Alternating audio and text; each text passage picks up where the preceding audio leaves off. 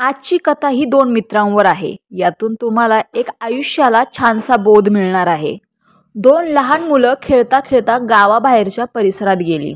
त्यांच्यात एक होता 8 वर्षाचा तर दुसरा होता 10 वर्षाचा. खेळण्याच्या नादात गाव मागे राहिल्याचा त्यांना विसर पडला. सायंकाळ होत आली तशी त्यांना घराची आठवण आली आणि पावलं घराकडे वळू लागली. घरी येत असताना एका विहिरी सदृश्य खड्ड्यात मोठा मुलगा पडला.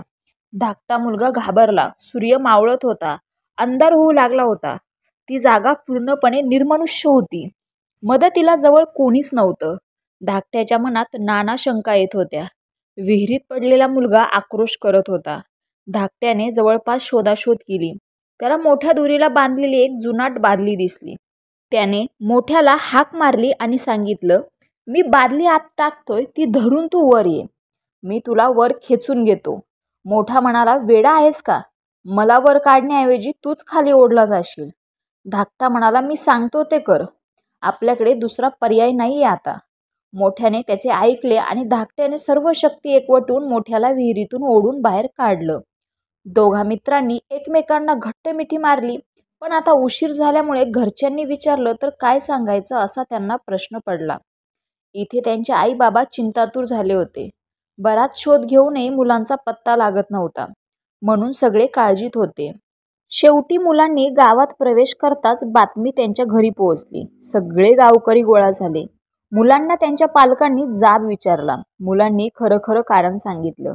त्यांचे आई वडील म्हणाले, "हे शक्यच नाही." त्यावर त्या गावातले एक वयोवृद्ध म्हणाले, "ही मुलं सांगतात त्यात खोटं बोलण्याचा काही प्रश्नच येत नाही." तसे असण्यामागे 2 कारणं असू शकतात.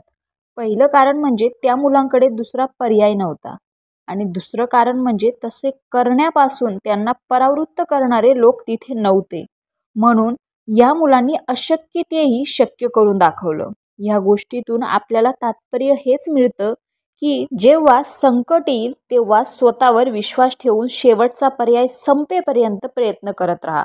आणि दुसरी गोष्ट म्हणजे जे तुम्हाला तुमच्या ध्येयापासून परावृत्त करून हे तुला जमणार नाही वगैरे वगैरे सल्ले देतील तेव्हा कान बंद करून घ्या. अर्थात त्यांच्याकडं दुर्लक्ष करा.